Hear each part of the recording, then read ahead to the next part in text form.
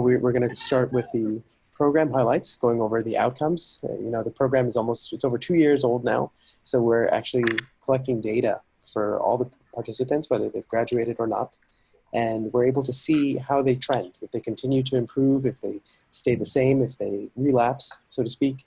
So we're excited to share that with you. We've also excited to share as well the new clinical partners. The more work that we do, the more that we can show that we're accomplishing, the more people want to work with us and the more people we can help. So that's also exciting. So that'll be a quick intro. Then we'll have a coaching session led by one of our mentor advisors, Jack. He's on the call with us. He was supposed to present the last time, but we'll give him the floor to talk about some of the experiences that he's had with his mentees. And then Samantha, who you all know and love, she'll be able to walk us through a session on STAR goals and what that means, especially as she deals with a lot of the troubleshooting and call quality. In terms of the call reviews, she'll be able to point out some things there. Then we have another mentor advisor, Doreen, who I did see on the line earlier. She'll be able to walk us through an example that she had with one of her mentees who was particularly successful, focusing on how she was able to really dig deep and get to know that mentee and overcome a very specific challenge. And then to wrap up, we'll talk about updating goals on the platform. This call is going to be largely goal focused, but doing covering the goals in the call, but also making sure that we do them or log them correctly in the platform is going to be important. And then wrapping up with platform tutorials and the mentor community, which are features that we've improved upon recently that we'd like to see more of the mentors using. So with that, we can jump right into the program highlights. And we're very pleased to be able to present these wonderful looking diagrams of the reduction in hemoglobin A1C over the course of the 24 months that we've had participants in the program. You can see that there's a marked reduction in hemoglobin A1C levels between months 0 and 6. And then that reduction is actually sustained pretty nicely as mentees trend out of the program. So it's not as though we're applying a Band-Aid and then as soon as we go away, the levels shoot back up. Instead, the people who participate, they really connect with the mentors, and the lessons that you teach, the goals that you set together are sustained. And that's really the best thing, because even Dr. Patel's not on the line tonight with us, but he would tell you that a cross-sectional decrease in hemoglobin A1C, let's say you go down for a few months, and then shoot right back up, it's not nearly as beneficial as having a reduction where the reduction that you have is sustained over longer periods of time. And translating that into kind of real terms, we always talk about a 1-point reduction, a 2-point reduction in hemoglobin A1C, but what that means clinically is that, and you can see some statistics here at the bottom of the page, is that a 1-point reduction significantly reduces the likelihood for heart attacks, for diabetes-related deaths, and for any type of microvascular complication like kidney disease or nephropathy or neuropathy or retinopathy. So we're preventing blindness, kidney failure, preventing folks from getting dialysis, needing dialysis. So this is to make tangible all of the work that you guys are doing. So that's exciting stuff. And speaking more towards the growth of the program, you're all familiar with the organizations that we have been working with primarily, Montefiore, 1199, and so on. But there is interest in New York City. The New York City Health and Hospitals Corporation, along with Trenton Health Team, they've taken notice of the work that we have been doing, and they are excited to start working with us as well. So more on that to come, but just wanted to give you guys a sense that the work that you're doing is making noticeable progress, and because of that, more people want to work with us. So with that, we can jump into our first coaching session with Jack, focusing on relationship building. So I just want to introduce you guys to Jack Patel. If you can take it away, Jack. Thank you, Sean. Good evening, everybody, fellow mentors, especially to new mentors, and a special hello to Samantha, who just helps us in every way. And a real special hello to our friends on the mentor community. Is there anybody out there on the from the mentor community? Anybody out there tonight? Yes. Yes. All right. One person's there, but that's okay. I know there's probably many more of you. All right. We're going to be It talking is. about. Oh, do you want to go to the next slide, Sean? Sure. Oh, all right. Well, first, let me describe this mentee. Oh, listen. His name is, oh, there it is. That's what I was looking for. His name is Alonzo, but his name isn't really Alonzo. We want to protect the identity of the mentee. So we gave him a name that I really like. Anybody ever see Training Day and Denzel Washington played yes. Alonzo? Now, that Alonzo was a real bad, murderous, evil dude. My Alonzo is just a great guy. He's the greatest guy in the world. I like the name Alonzo since I saw that movie. I think I'll watch it again on Saturday night, maybe. Now, the mentee, Sean, you got another one? Oh, no. Okay, we skipped that one. All right. The mentee is a 51-year-old man.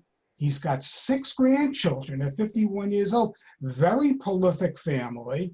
And he started out with an A1C of 11.6. Excuse me, not too good. And the problem, Alonzo wants to improve his diabetes management. And this goes back to March 2017 when he started the program. He wants to improve his diabetes management, but he doesn't know how to do it. He doesn't know what to do. You know, and he wants to do it because he's motivated. He wants to see his grandchildren grow up. And you know what? That's pretty much my motivation also. So I understand where he's coming from. So last year he was in the hospital with a blood sugar of over 800, and the doctors they fixed him up, but they never showed him what to do. They never explained to him at all how to control his diabetes, and that's why he came to join the Intuit Health program. So, solving the program. You know, when we started, you know, ask Alonzo, how many times a day do you test your blood sugar? So he says, you know, I test maybe once a week, twice a week, maybe. I said, Alonzo, you're telling me maybe? Is that what you're telling me? That's not the right thing to do. Doctors say that type 2 diabetics should test twice a day. And that's what you need to do that so you can see where your diabetes is at. You can't control your diabetes if you don't do your testing. If you don't do your testing first of all. Well, he says, well, Jack, my fingers hurt. I can't do it twice a day. I said, hold it, Alonzo. He can't see this over the phone, but I'm saying, hold it, Alonzo. What are you talking about? You think any diabetic likes to test? You think it doesn't hurt everybody, including me? But you got to do it. You got to do it, Alonzo. So he says, all right, Jack, you may be right. And we set a STAR goal, our first one, to be to test once before breakfast and once before dinner. I know there's going to be more conversation, but we know it's specific, time-bound, attainable, and reviewed. So he agreed to do it, and he accomplished it. He did great with the goal, and he didn't complain. He's a pretty tough guy. He didn't complain about how it hurt him. He's a DPW worker, Department of Public Works. He does heavy physical work, unbelievable. And he's about 5'7". He weighed 260 pounds. He's overweight. So, but it's heavy physical work. So a couple of weeks in January, when we had the ice storm, I called him. I said, Alonzo, where are you? You're not home, are you? He says, no, I'm out of the school. I'm chopping ice and I'm pouring salt. I said, Alonzo, but what about your heart? You had a heart attack last year. You sure you could do this? He says, don't worry, Jack. I had the defibrillator in me. I'm not having another heart attack. I said, all right, Alonzo, but I really worry about you. So he's not at a high risk for a heart attack now. Change in status. Alonzo had a gastric bypass at the end of 2016 because he was so heavy. He was obese. And he lost 60 pounds. But because of his hard work, he was still eating like he was before. He shouldn't do that. So I said, Alonzo, why don't you use the gastric bypass as your friend? If you're not hungry, don't eat. And if you're gonna eat healthy, low-carb meals. And so he was happy. His blood sugars were now in the hundreds, and with a high of 160. It improved his diabetes management by causing him to eat less. Next doctor's visit, Alonzo gets a blood test, and his A1C is down to 6.2 from 11.6 in just 2 months. 2 months he did this because he achieved his STAR goals, and he did what we both discussed that he should do. The doctor reduced his 11-year dosage from 30 down to 15, which is nothing. Especially he's not taking much insulin at all.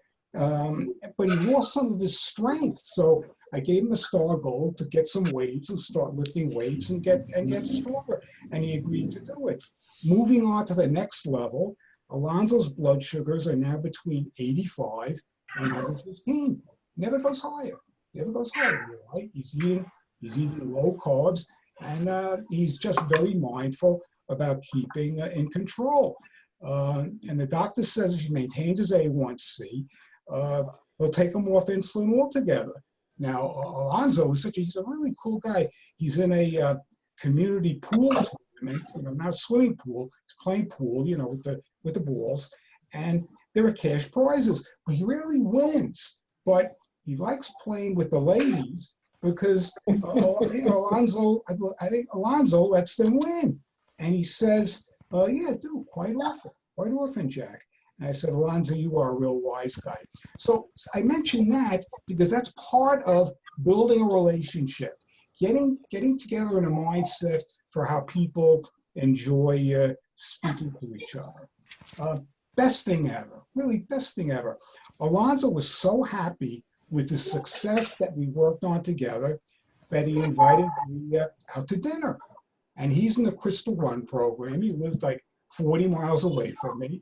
And he drives up on his high-end Kawasaki motorcycle. I said, Alonzo, where's your hog? I thought you would be a guy that would ride that. He said, no, this is a great bike. And my wife comes down, takes the helmet, and she gets a picture taken up on the bike. And the neighbors are coming out. It's just really a great day. And I said, listen, Alonzo, park your Kawasaki over there by the driveway because I ain't going to be riding your Kawasaki today. So I drove him over to the diner, and he orders this salad with chicken in it, and he eats very little. He says, this is going to be my lunch and dinner for the next week. We just got along great, really friends. And he paid for it, which I thought was really nice. And as we finish our coffee, he says, Jack, I really wanted to meet the man that turned my diabetes around. And you're that guy. And you saved my life. And I'm never going to forget it. And you know what? That's something that every mentor wants to hear from their mentee. A real word of thanks. This was a great relationship, and I don't know that it can happen again, but I'm very happy that I did have the opportunity to work with Alonzo. I like to mention his real name because I love his real name, but no, he's Alonzo from now on. What made this relationship successful? A desire to improve. He wanted to improve his health so that he could live a long time in good health, so he could see his grandchildren grow up. They're just young kids now, but they wanted to see him grow up. And he had no difficulty. That was a great motivation. And some of the mentees may not have a motivation, or they may not have the desire to improve the diabetes, to do the things that you suggest that they do. They've got to do it. So some of the ways to improve the motivation and improve the desire is pointing out the benefits of gaining diabetes control. And Sean wants this to be an open part of the meeting. So what are some of the benefits that you can get by having the program and the mentor, you having it put you in diabetes control? What would you say to a mentee who's just on the ropes. Yeah, no, I think that. Thank you so much for that, Jack. I think the first time you shared that story with us, it made me realize, in particular, just the life-changing aspect of it. We always pointed out that from the health plan side, from the risk stratification side, there's this detachment from the very human aspect of the mentoring program, and it's a shame because there's this real human interaction that happens, that takes place. And Jack brought up a couple of points I just want to recap on in terms of meeting the mentee for HIPAA compliance, reasons. We want to say anybody in the program at the time, we wouldn't recommend that. But after somebody graduates, everybody, we're all adults, everybody, you can make your own decision. If you want to keep in touch with somebody outside of the program, that's fine. But during the program itself, for the sake of patient privacy, we would recommend that not happen until afterwards. But of course, like Jack said, this mentee was able to improve, brought his A1C down almost 7 points to a 6.2. It's incredible. This is life-changing. If he had stayed that course in a year and 2 years, he would have ended up with potentially kidney problems and all kinds of other bad things happening. But to make it more attractive for Jack, if there are mentees with whom anybody's struggling to build that rapport, of course, Jack got to the point of essentially becoming very close friends with Alonzo. But that would be a good time to pick maybe Jack's brain in terms of presenting. We can use this to be interactive, to say if there's somebody who you're struggling with, if any one of the mentors wants to volunteer to share a little bit more about that, to get maybe some input from Jack, that'll be, now is a good time.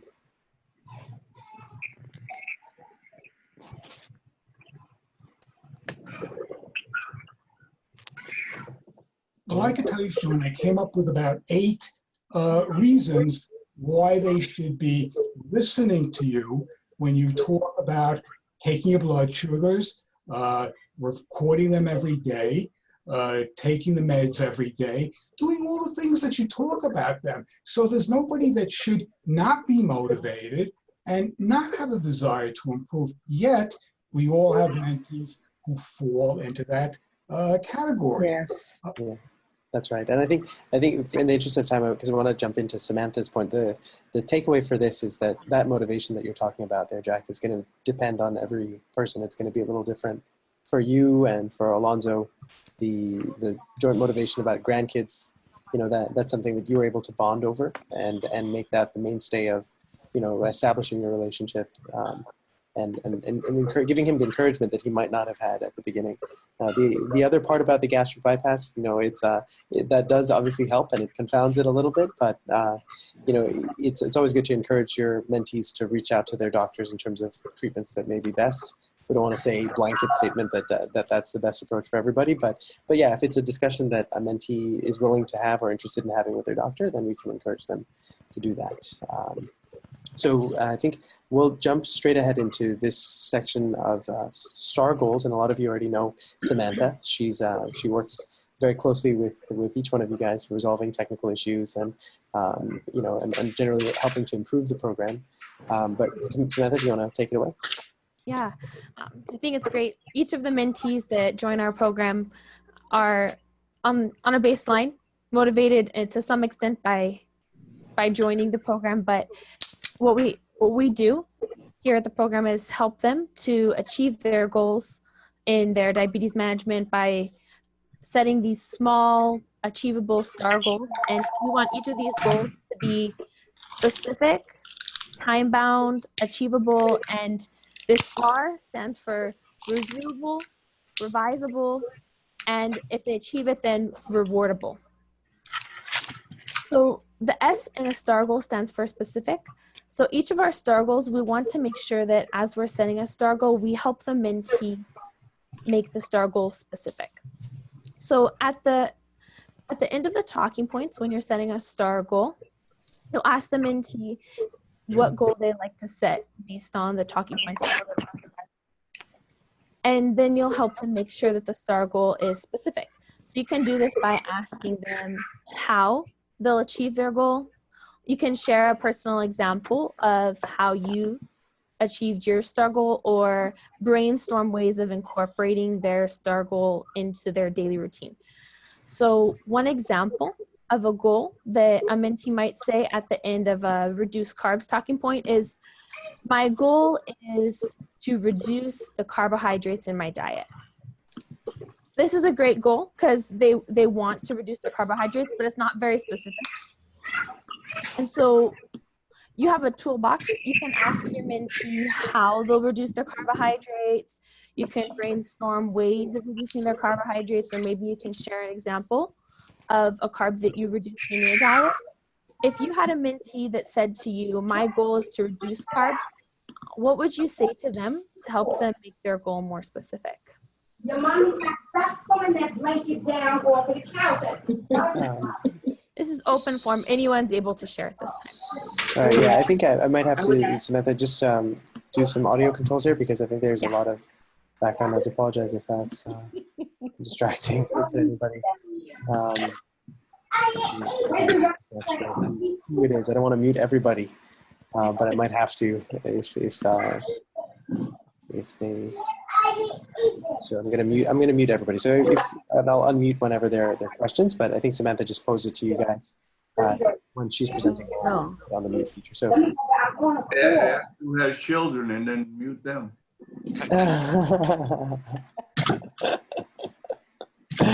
They should know they have children. Yeah. But anybody, I think. Is there anyone who wants to respond to that? Sorry for interrupting, Samantha. Yeah, well, Samantha, time. I take the feedback from, I review the feedback when we go through the dietary favorites. And I say, well, okay, so based on the carbohydrates that you like to eat, which ones are you going to substitute this week or swap out with other choices? And we go through the list that way so that it can say, maybe I won't eat white rice twice a week. I'll eat broccoli instead, or quinoa. So I kind of go back to the information they've already shared and help them to think through some specific ways to reduce the carbohydrates. Well, that's a great example.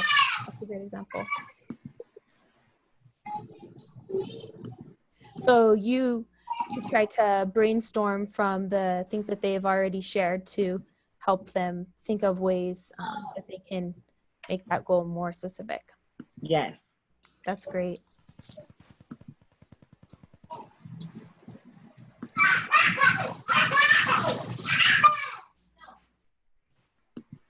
Yeah. Anyone else want to share an example before we move on to the next one?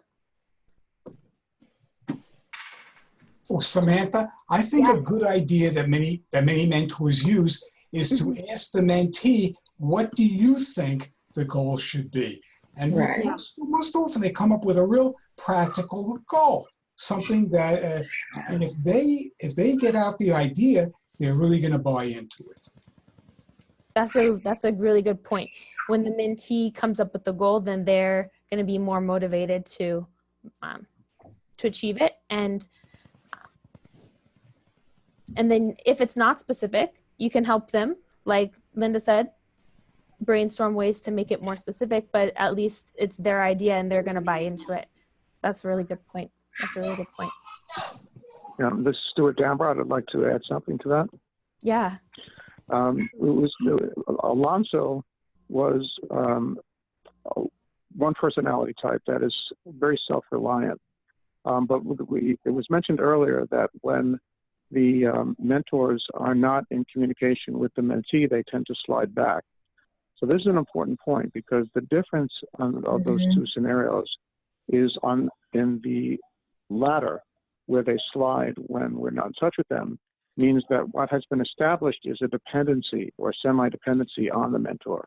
That's not what we want, right? We want them to be able to handle it without our holding their hand, so to speak. So in that case, it's necessary to really asking those questions, like, well, what might you come up with a goal? What kind of goal would you come up with in this case? Or what other types of food would you like to substitute, as opposed to feeding them all of it? And that will not only build up their self-reliance, but their self-confidence. And that's really what's necessary for a long-term success, I believe. Yeah. I think that kind of thinking that you guys are pointing out here, that a lot of you guys are asking your mentees to set their own goals, is what's achieving this long-term success that we're seeing in the outcomes here. That a lot of the mentees, 12 months out, 24 months out, they're maintaining their A1C reduction. I think that's a tribute to you guys as mentors, that you're asking your mentees to set their own goals and teaching them to become self-reliant throughout by the end of the program. And that's a tribute to you guys, and you guys are doing a really great work there. So when we're setting our STAR goals, we help our mentees to come up with their own specific goals. And then we're also helping them come up with time-bound goals by asking them questions like, when will you do this? And how often will you do this? And as we help them to start thinking in terms of setting deadlines for themselves, or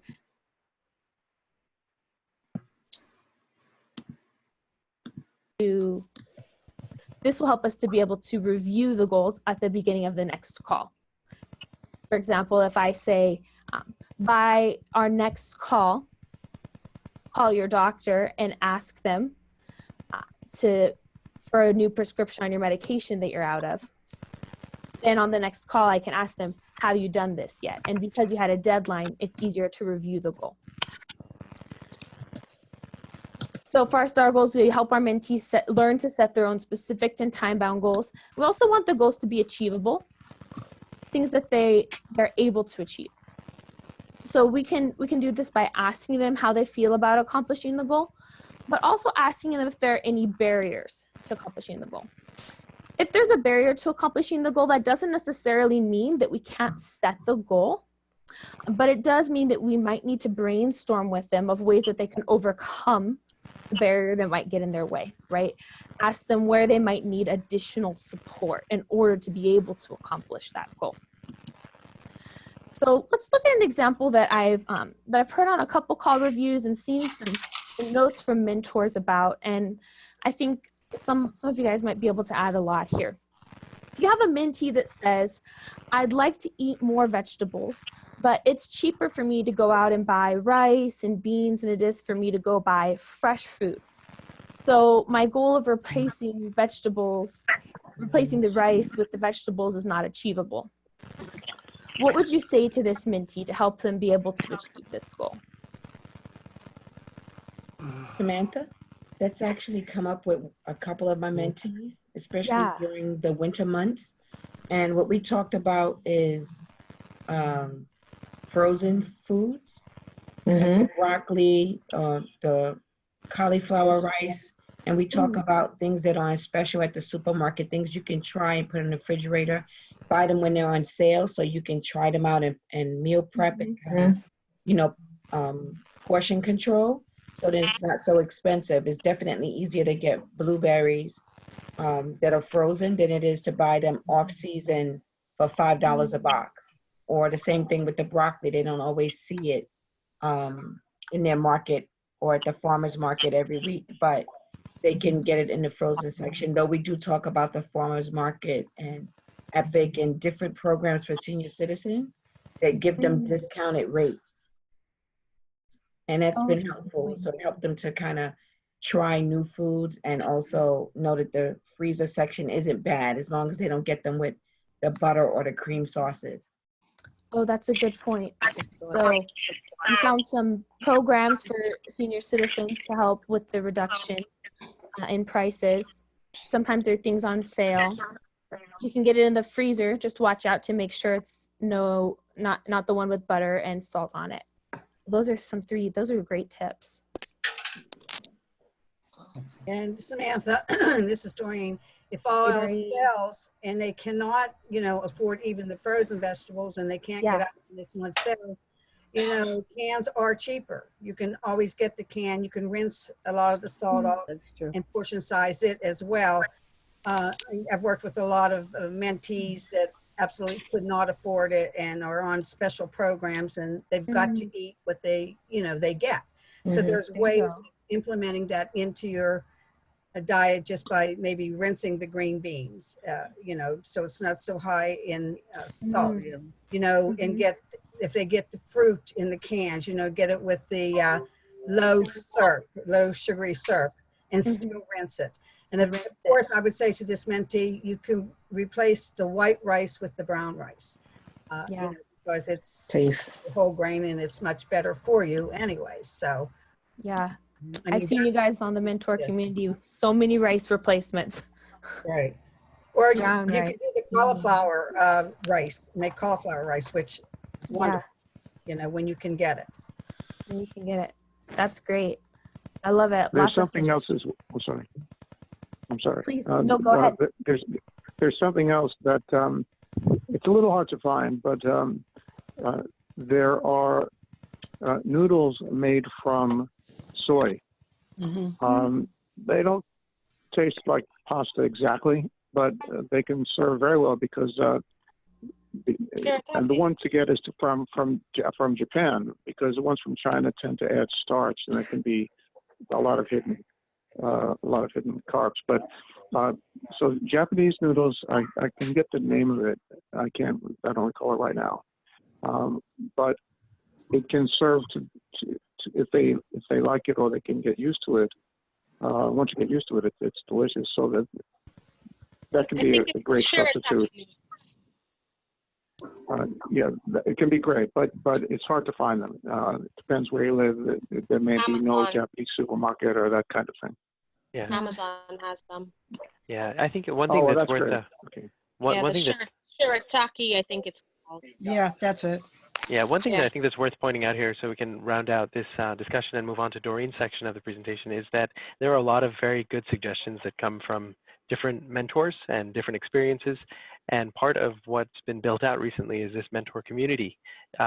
Doing these webinars, we're aiming to do it every month, ideally, but in between these calls, there is a mentor community that we'll be talking about a little bit more towards the end of the presentation, but it allows you all to source responses. So if there is a question that you might have about these types of resources, whether Japanese noodles or Chinese noodles or Amazon or,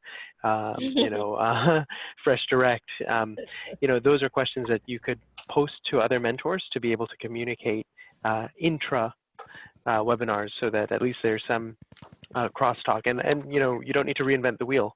If somebody's found something that serves as a great resource for whatever it is, then you can just ask somebody and learn from their experience and apply it to your mentees. So that's excellent.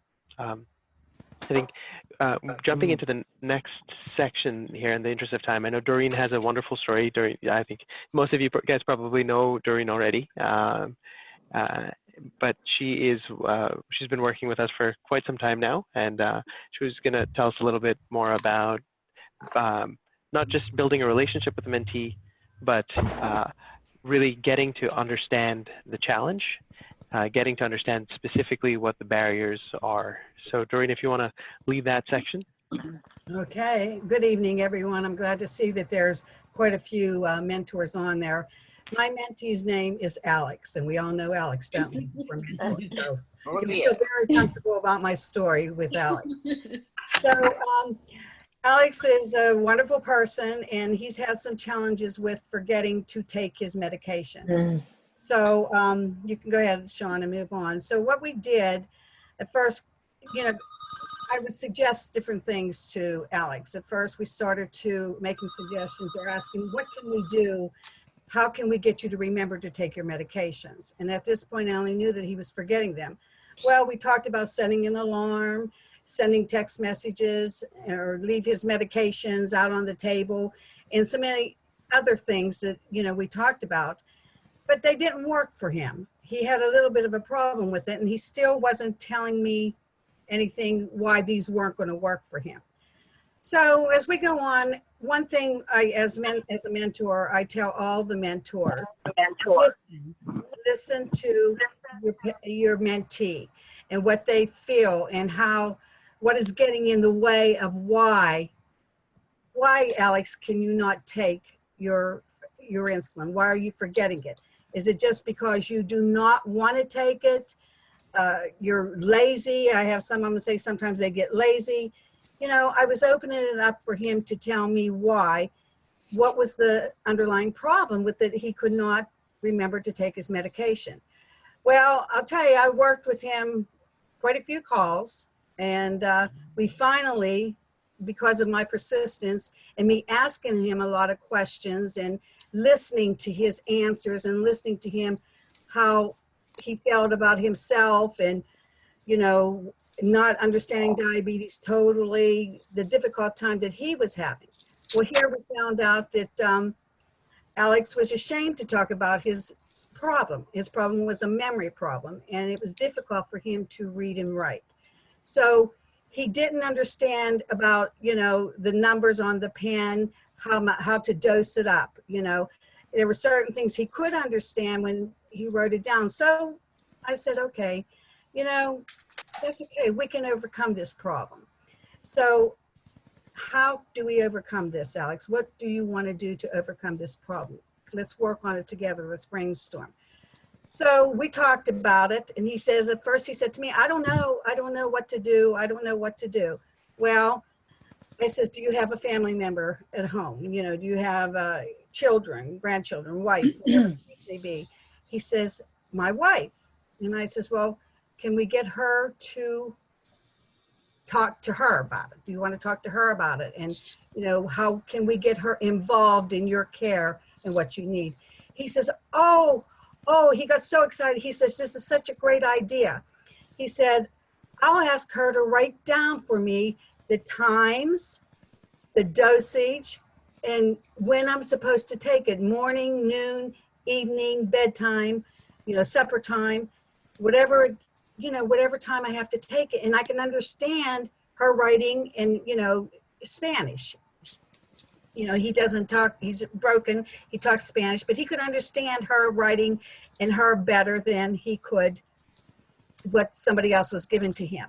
So, you know, working with Alex, I found that once I got to know him and he got to know me and to trust me because I listened to what he had to say. And I talked to him about choices that, you know, it was his choice. You know, let's work this out. It's your choice to make whether you want to make a positive or a negative choice to take care of you, yourself, and how we can do it. Once he got on board and he started doing it, and listen, I talked to him quite a few times before he opened up to me. He felt ashamed. And I could relate to where he was. Because when I was diagnosed, I was ashamed to tell anybody I had diabetes because I never heard the word before. I was at a very young age. So, you know, listen to your mentee. And as a result of that, he started out, I'm not quite sure, he was at 13 or 14.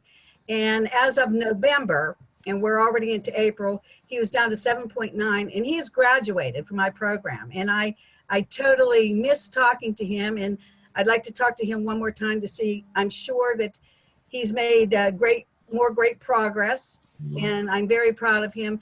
But I want to just continue to stress to the mentors. You know, we can get disgusted with our mentees. They can, hey, listen, I can't tell you how many mentees have hung up on me. They've had a conversation with me, and they just say, don't even say bye. I got to go. And they hang up. Or I can't talk today, and they hang up. I won't give up on them until they say, or they call admin, or they tell me I no longer want to be in the program. I will call them week after week until I get to know them and they get to know me. And chances are we get to know each other. And once you get to know and you listen, and you sometimes listen to some stuff you don't even want to hear, but in order to get to the root of the problem of why their diabetes is so out of control, we listen to what they have to say so we can help them along the way to understand, okay, well, you know, your family is stressing you out. All right, I understand. Do you have control over what your family does? Is it a good choice for you to try to control it? Is this why your diabetes is out of control? Do you feel? What do you feel it is? Oh, every time my daughter comes over, I get stressed. Okay. How do you handle that situation? You pick and choose. You make good choices. We handle your stress factors according to your needs. So I listen to all of what they have to say, and then that's how I get to know them, and that's how I can help to motivate them into making good choices. I tell my mentees, they're the little engine that can. I am a little engine that can if we make good choices. I'm just telling you, please listen to your mentees, and don't get discouraged and you know, say it's a waste of time, because we signed on to be a mentor. We put that time in, we allot that time for that mentee. If they don't answer, they don't answer, we move on. But don't give up on yourself and your motivation and being a mentor with knowing what you can do to help the others. So hang in there, okay? All right. Thank you so much, Doreen. Yeah. I think that's a great. I think going over this with Doreen specifically, it points out a very important part of goal setting, which is the following up, because Doreen wasn't able in this case to get to the right goal right off the bat. We knew that the challenge for this mentee in particular was, you know, taking medications. And, you know, Doreen, I think like most folks in this case, you know, started off by making a suggestion. Well, if this is a problem, here's 5 things you can do to fix it, which is most people respond to that way, respond to problems in that way. But we find that that didn't really work when she tried the first couple of times doing that. So after listening to the mentee and really understanding what the barrier was, it wasn't that they were, you know, they were forgetting to take the medication, but it wasn't because they needed a reminder. It was actually because he had forgotten the dose, whether he had taken the dose earlier in the day. So I think this particular mentee was on insulin, and not knowing how much insulin he had taken earlier in the day made it hard for him to titrate how much insulin he should take the next time, or that was the basis of the problem. And compounded by the fact that the mentee in English wasn't comfortable reading and writing, he wasn't taking his medication properly. So Doreen was able to identify not only the root cause of the problem, but now, considering this obstacle of not being able to read and write, was able to say, well, what do you have, or who can you work with to help overcome that in the home? And they were able to identify this mentee's wife as somebody who would be, you know, a partner in care, so to speak, to help make sure that the doses were recorded, that every time he took a dose, that they would put it in the log, so that the next time he would know exactly how much he had taken already for the day. And that's not something that somebody, I mean, you'd have to be really, you'd have to be a fortune teller to be able to, or to be able to see the future to be able to set that kind of goal the first time around. And I think what that points out is that each one of the goals that we set, whether or not the mentees are able to accomplish those goals, is an opportunity for us to learn, you know, what they are and are not capable of doing where they're at. So it's an opportunity for us to learn. Even a failed goal, so to speak, is a learning opportunity, because we now know that this thing, whatever it is, doesn't work, and we have to find out after that, well, what made it so that it didn't work, and now how can we reframe the goal so that it takes into consideration or avoids this obstacle or gets around it somehow, so that the next time you are able to. So even the goals that aren't successful are an opportunity for us to iterate towards a goal that somebody is more likely to be able to accomplish. So Doreen, thank you for that. I think we're gonna see if we can put everybody back to the test on this with a few examples. So Samantha, if you wanna jump into it. So that R in our STAR goal stands for review, revise, and reward. And in Doreen's example, it took a few times between reviewing, revising, reward. At the beginning of each call, you'll always be reviewing the STAR goal from the last call. So in Doreen's example, she would review her goal with Alex to see how it went with taking the medications. And a couple times, it seemed like it was still difficult for him. So they would revise their goal to see what extra support did he need, what made it so that the goal was not achievable. And so then Doreen would listen and listen and listen and find the root cause. And that when we're reviewing our goals, that tends to go back to the A. What made it not achievable? If they did not achieve the goal, what made it not achievable? You can ask what barriers got in the way, what extra support you need, those kinds of questions, and really listen to your mentee. And I think you guys do a really good job at that. So in our first example, we have a mentee here who had the goal to test their blood sugar after dinner 3 days this week. And so at the beginning of the call, you ask your mentee, how did it go this week testing your blood sugar after dinner 3 days of the week? And the mentee says, well, I tested my blood sugar, but only after dinner one day this week. Samantha, excuse me. I Yes. just got a message from Darlene. She said she's trying to get into the meeting, but it said it didn't start yet, and she's still waiting to get the meeting started, and I'm just not in the right spot. She wants to join the meeting. I think, we've only got about 10 minutes. Darlene, I don't know. Linda, this is Linda. So I think, Doreen, we are recording this. If you're in touch with that, because in the interest of time, we've got about 10 minutes left, and then. Okay, all righty. She called and then she sent me a message.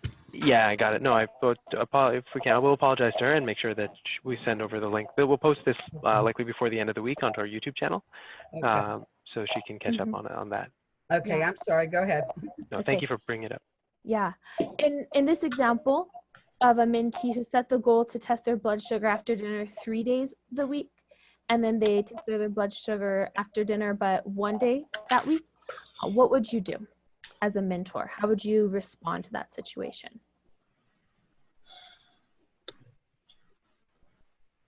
Does sugar after dinner for 3 days this week.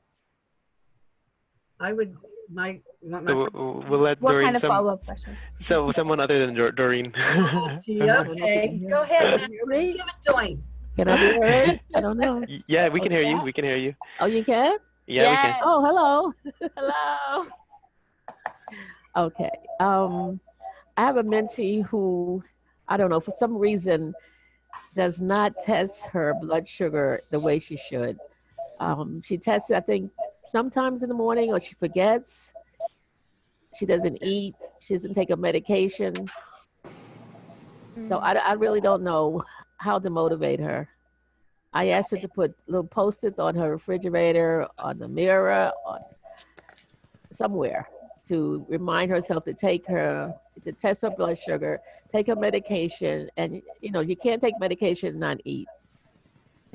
So I'm stymied with this. I don't know what to do. And she doesn't even, I asked her, what is her A1C? She doesn't know. She doesn't remember. I don't know if she's just telling me this. You have to know what your A1C is. So I am baffled. So if we can bring it into this, so that's a good point, and I think there's a response there. But bringing it back into this one example of, you have a goal that you've set with your mentee to test 3 days, test after dinner for 3 days of the week, and they come back to you and they say that they only tested once. Yeah. As a mentor, how would you respond to that? Hi. Yeah. One of the questions that I would ask is, do you have your testing supplies? Do you have lancets? Do you have the test strips? Were you out? Is your glucometer working? Do you have any issues with that? Because sometimes they run out of supplies and they don't say that. So I ask that question again, or I can say, sounds like you had a really busy week. What was your schedule like? To see where they were, if they were out and about and didn't walk with them. There's the obstacles they face if they wind up going, to a doctor's appointment or being out with family. They might not carry their equipment with them. So just helping them to then, once I understand what the obstacle was, kind of helping them brainstorm, you can always put it in your bag, or have your pharmacy do auto refills so that you never run out. They're usually ready 2 or 3 days before you run out, just to make sure. And then if it's a financial issue with the equipment, then sharing the resources from the mentor community about how to get lower co-pays, or just working with the insurance company to get mail order if that's more economical for them. So it sounds like you'd identify any obstacles that there are and then help the mentee overcome them. Hey, Samantha, it's Richard. Yeah. Hey, Richard. One of the things I would do, I would definitely encourage them. I would say, Frank, you did it one time. That's a good point. Making progress. You didn't do any time last week. Now you did it one time. Right. Let's try for 2 times next week. Right. Yeah. Well, and this is Phyllis here, and I would say, how do you think you can increase?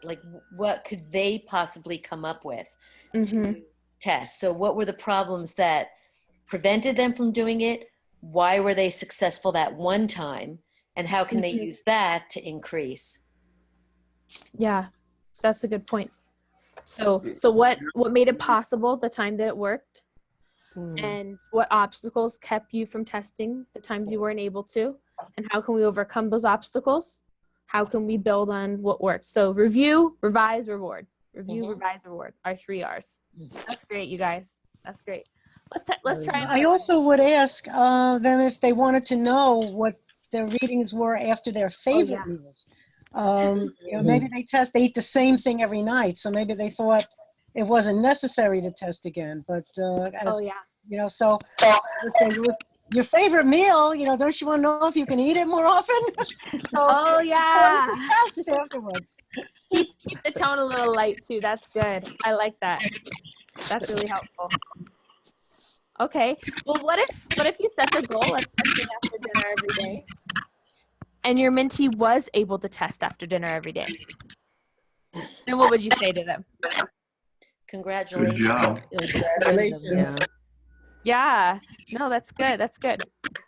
And how can you build on that success? Right. Then I would include ask them to try to test maybe also first thing in the morning, and start additional testing at a different time of day.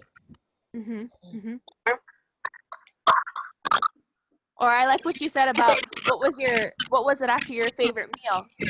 What can we learn based on your readings? I like it. So again, the review, revise, reward. Those are our 3, our favorite R's. Okay. Here's another example. Our goal is to schedule an appointment. Are you guys hearing that feedback, or is it just me? No, we're hearing that too. Yeah. Are you still hearing it? Yeah. Yes. Yes.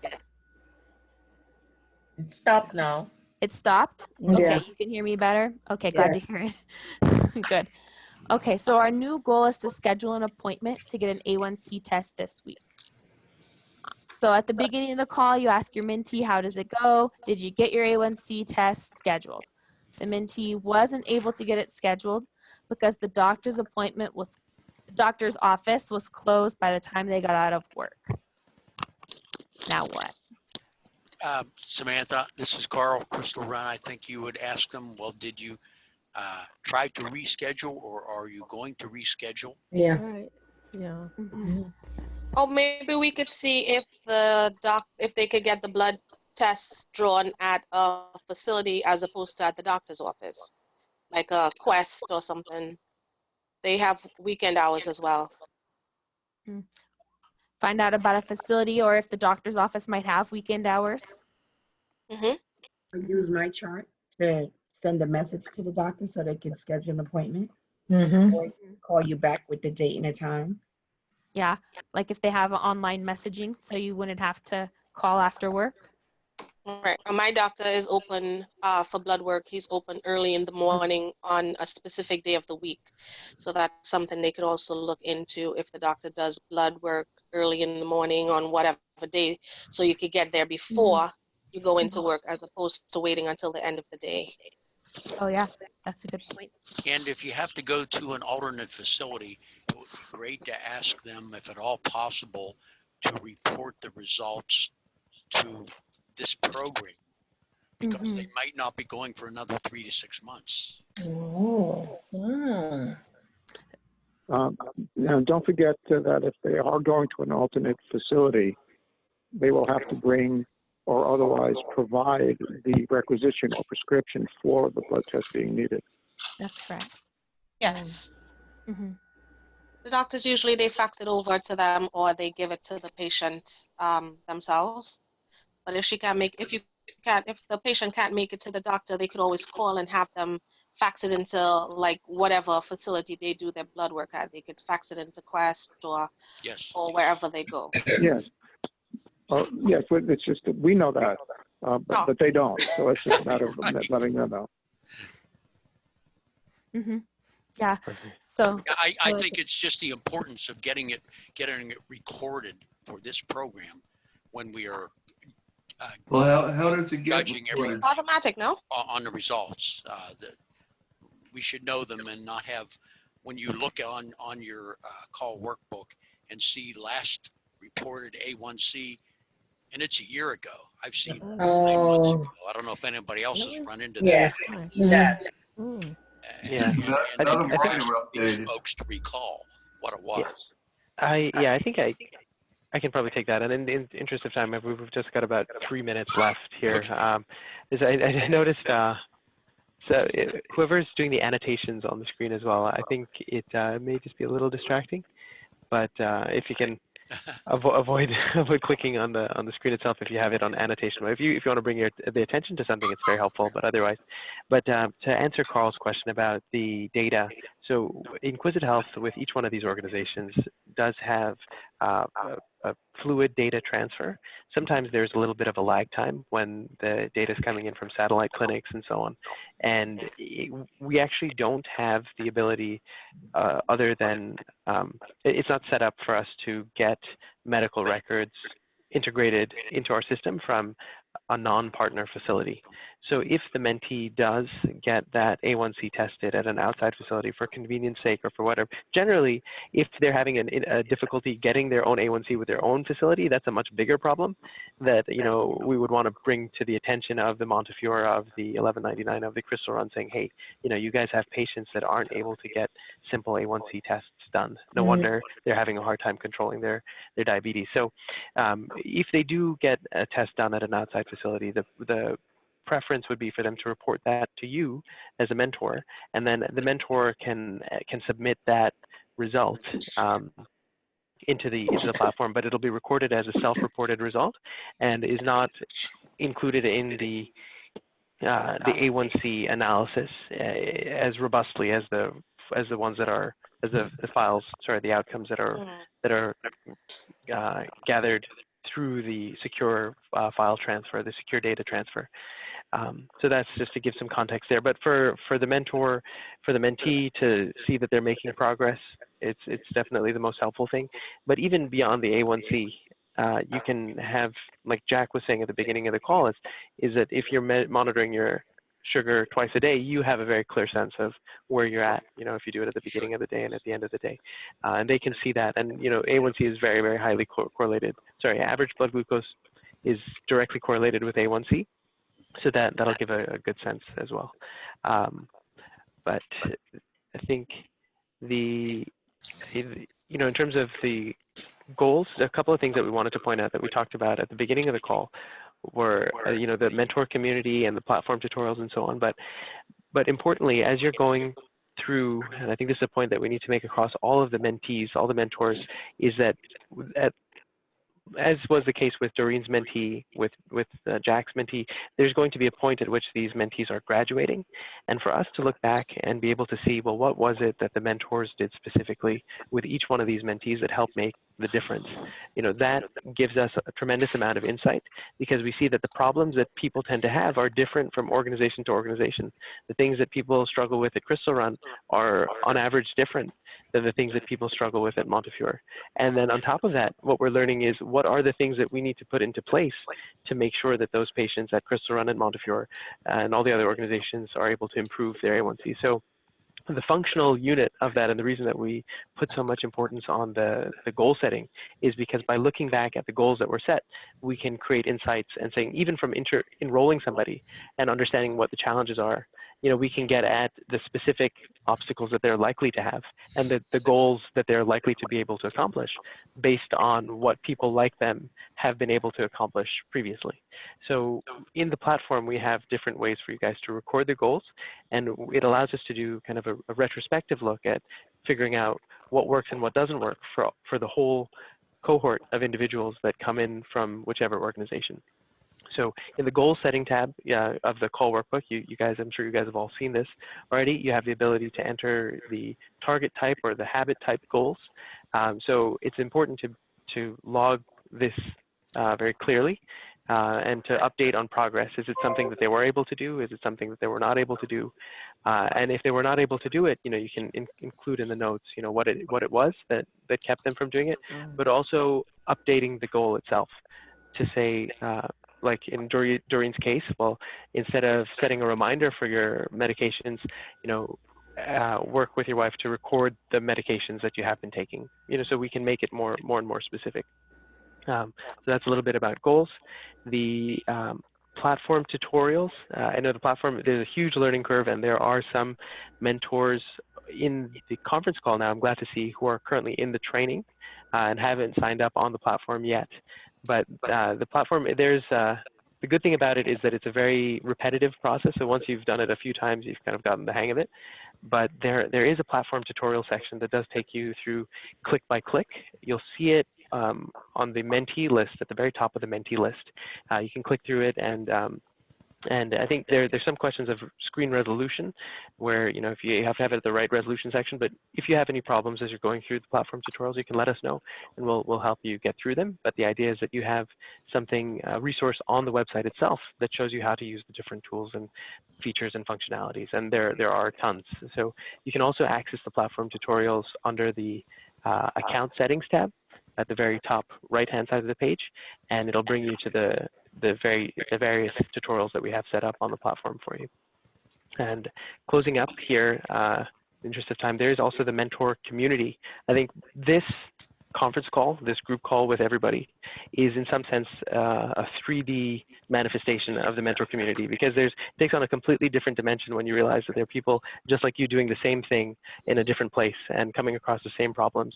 And the more that we can all, we've acknowledged this, but the more that we can all learn from each other, the better the program will become in terms of being able to quickly address the problems that we're coming across. So Samantha, actually, if you want to talk a little bit about the mentor community, since you're very active on that, and then we can wrap up in the interest of time after that. Yeah, the mentor community is a place where you can talk to other mentors in between your group calls. Between the group calls, it's a place where we can share all of those great resources that we were talking about for mentees who might be struggling with the financial cost of more diabetes-friendly food, for example, or any other experiences that you've had as a mentor. You can ask questions, give advice. I would say it'd be great to see each and every one of you make some kind of a post on the mentor community. If anyone's having trouble logging on to the mentor community, you can send me a message. To get to the mentor community, log onto the platform, click on your name in the upper right, and click mentor community. Like I said, any problems, just shoot me a message via the chat icon. I'd be happy to get you on there. Like to see each and every one of you make a post on there. Some kind of a question, some kind of an experience or resource, or ask for some kind of advice. Every single one of you. That means you. You can see what it looks like once you sign on. You should see a blue panel and lots of chat messages once you sign on to the mentor community. Awesome. Okay. Awesome. Thank you, guys. No, thank you, Samantha. Thank you, everybody, Doreen and Jack in particular, and all the mentor advisors for participating with us tonight. We'll be doing these much more regularly, and I think we're looking as well for less feedback. For more of you guys to join into the mentor advisor team to be able to lead some of these calls, because as you're going through developing, gaining experience, you can serve as a very valuable resource to the other mentors, and it's really what makes the difference in terms of being able to learn from one another. And really get at those best practices that make the program, as successful as it's been. To have these kind of reductions in hemoglobin A1C sustained over time is something that's really, really groundbreaking. So I just want to thank every one of you for participating and for being here tonight as well. Thank you. Yeah. Thank Thank you. Dawn and Samantha. This is great. Thank you, guys. Nice Thank to you. see everyone. I hope to talk to all of you soon, somewhere. This is one of my favorite parts of Been a working here. I pleasure. love working with you guys. Bye-bye. Bye-bye. Bye. Bye. Bye. Bye, everybody. Have a good evening. Okay.